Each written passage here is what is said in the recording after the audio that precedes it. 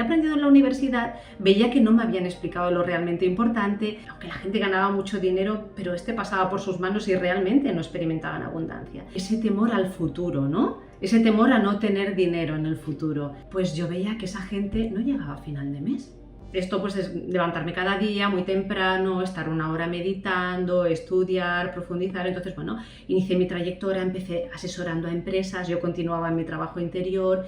Entonces, en mi trabajo como asesora de empresas, yo veía muchos empresarios, gente que se había hecho a sí misma era una asesoría estratégica de crecimiento empresarial, ¿eh? Entonces, iba viendo diferentes patrones de diferentes perfiles de empresarios y cómo un poco la forma de ser, la forma de actuar, la forma de pensar, la forma de relacionarse de cada empresario, pues como que permeaba en la empresa, había un ambiente otro, unos resultados otro. Entonces iba así como cruzando la información, ¿no? de lo que había aprendido en la universidad, veía que no me habían explicado lo realmente importante, lo que yo iba aprendiendo en el desarrollo personal y llegando a mis propias conclusiones. Hasta que en el tema del dinero ya me di cuenta que simplemente la parte exterior no funcionaba, que realmente solo trabajar, solo esforzarme, solo renunciar a quien soy para pedalear más y más fuerte, al final ni a mí ni a un montón de personas que conocía, he trabajado en entidades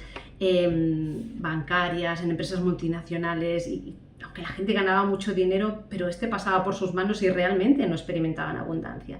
Y veía que ahí había un eslabón que se me escapaba, ¿no? Entonces decidí, pues continuar investigando especialmente esa parte. Y bueno, pues luego ya empecé a invertir en inmuebles y bueno, pues no sé, al final pues llegué a hablar explicando un poco lo que aprendí para Borja Vilaseca en Cuestiona y a partir de ahí pues se desarrolló pues toda una serie de oportunidades de compartir ese contenido más sutil que yo he estado practicando en mí misma.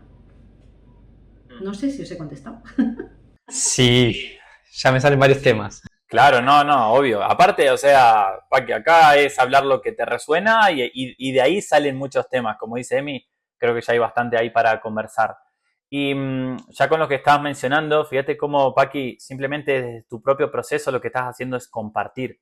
Que nosotros siempre hablamos con Emi, a ver, el propósito de vida es compartir la propia experiencia siendo uno y ahí actúas como espejo en personas. Y ahí teniendo en cuenta, para llevarlo un poquito, para entender cuál fue el proceso de Paqui, porque, bueno, si bien mencionaste un poquito, hija de inmigrantes y demás, y ya nos vamos a meter de lleno un poco en esto de la parte del dinero, la parte de la manifestación, la parte de la abundancia, o sea, un poco más en lo profundo, pero también entender o comprender, Paqui, en eso de que vos hablas de tu infancia, teniendo en cuenta con lo que hoy sos. Con respecto al dinero, con respecto a las finanzas, con respecto a la parte empresarial, ¿cómo fue tu infancia? ¿Tuviste familia, padres, entorno en el cual ya se dé una dinámica así empresarial, se dé una dinámica en la cual se hable de dinero, de finanzas o todo lo contrario? Todo lo contrario. Vengo de una familia muy humilde, nadie tenía estudios universitarios, entonces era ese temor al futuro, ¿no? Ese temor a no tener dinero en el futuro. Tienes que hacer lo que sea para conseguir un buen trabajo, no importa que te guste o no te guste, lo único que importa es cómo asegurarte, ¿no? ese futuro. ¿No? O sea, no tuve ninguna referencia.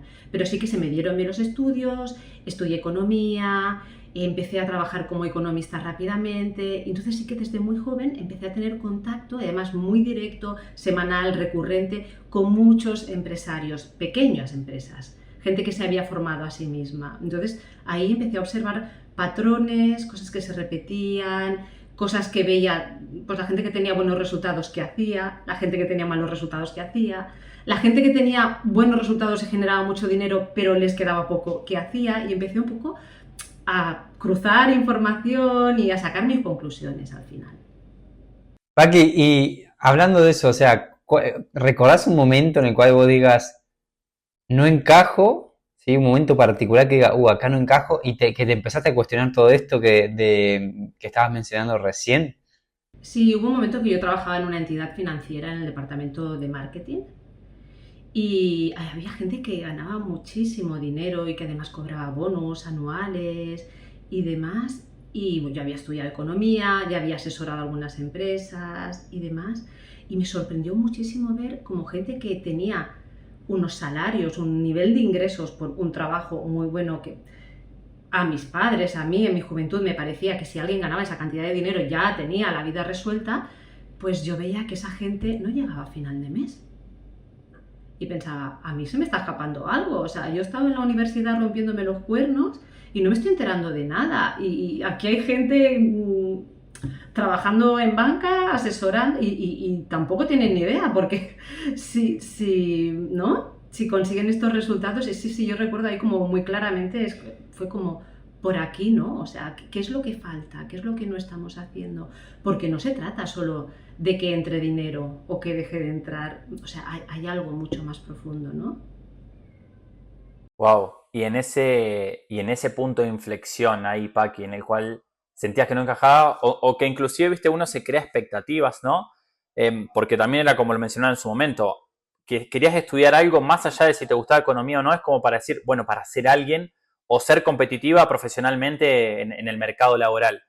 Y cuando llegó ese punto de decir, pará, pero no importa entonces si soy banquera, si trabajo en tal lado, porque el que gana mucho no significa que genera riqueza porque hasta tampoco llega a fin de mes. ¿Cuál fue tu punto de inflexión o qué empezó a cambiar de ahí en vos? Para mirar otras cosas y darme cuenta que lo que me enseñaba la educación convencional en relación al dinero, en relación a la economía, en relación a las finanzas era muy incompleto. Entonces tuve ahí como un segundo clic, ¿no? Un segundo pim, que fue cuando leí a Robert Kiyosaki, Padre rico, padre pobre. Entonces fue otro como, ¡puah!, si me volase en la cabeza, ¿no? Y bueno, fue otro paso intermedio, entonces ahí empecé, ostras, pues el concepto de ingresos pasivos, ¿no?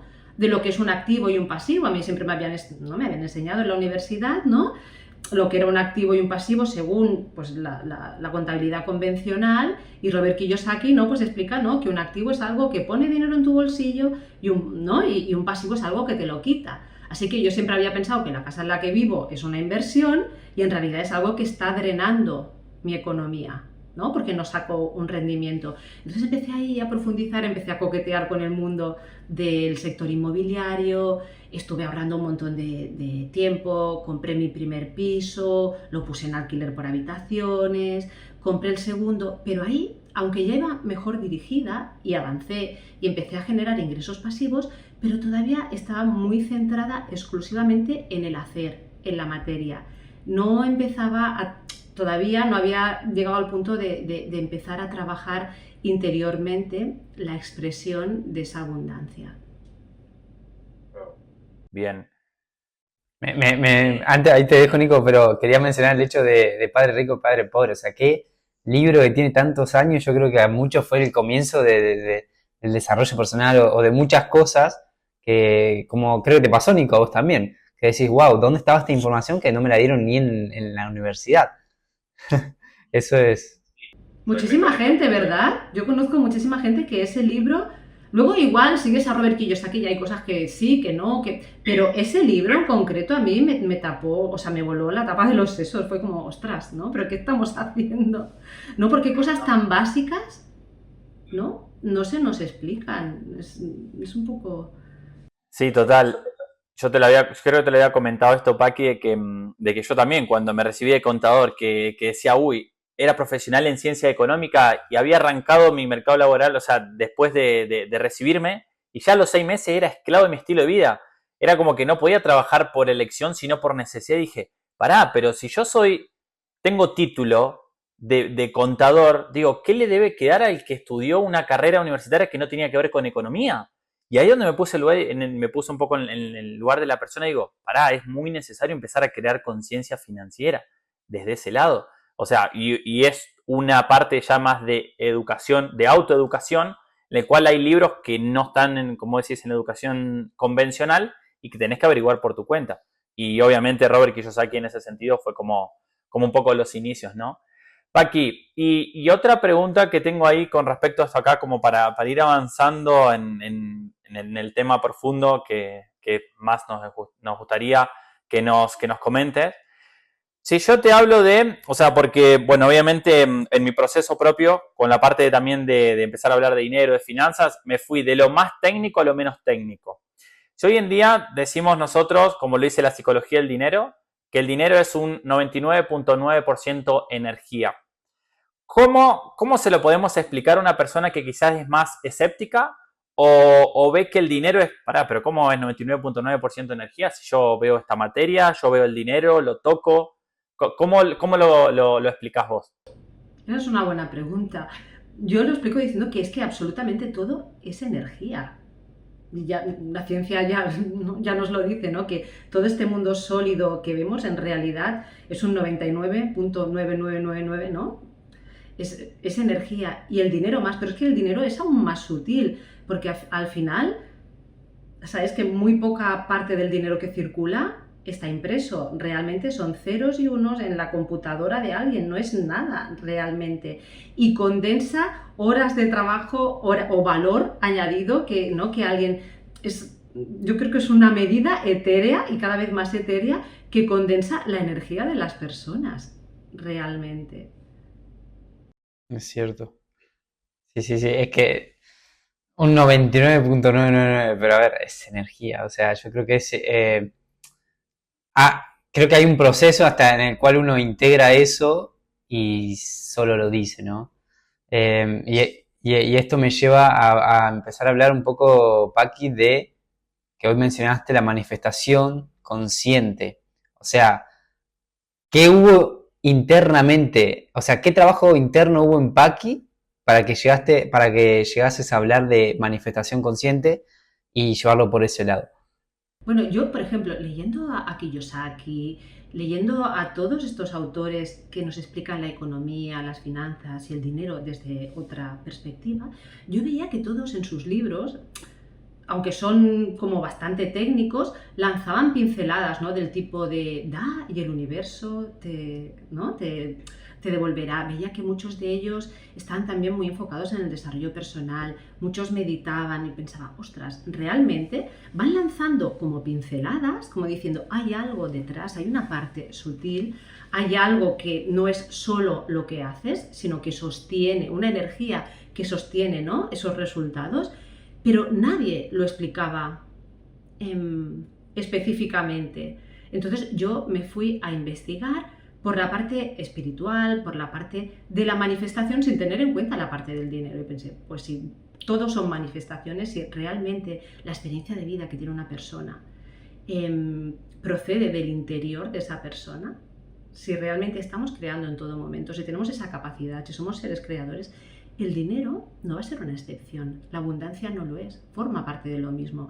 Aunque curiosamente, cuando empezamos a hablar o empezamos a entrar en el terreno espiritual, parece que no sea espiritual hablar del dinero, o que si hago algo espiritual no puedo tener dinero, o que si soy espiritual no puedo invertir, o no es cierto, todo es más de lo mismo, es como todo, en el mundo dual, todo tiene una cara positiva y una cara negativa, entonces el dinero es neutro, lo que si está en manos de una persona que tiene un bajo nivel de conciencia, va a hacer un uso que no va a ser positivo del dinero, pero es la consciencia de la persona que lo utiliza. No es el dinero en sí mismo, ¿no? El dinero realmente, yo creo que es una bendición, porque todos los problemas, imaginad cualquier problema que hay en el mundo ahora, tiene la capacidad de ser resuelto con dinero. Entonces yo creo que el tema es el nivel de conciencia de las personas que utilizan el dinero.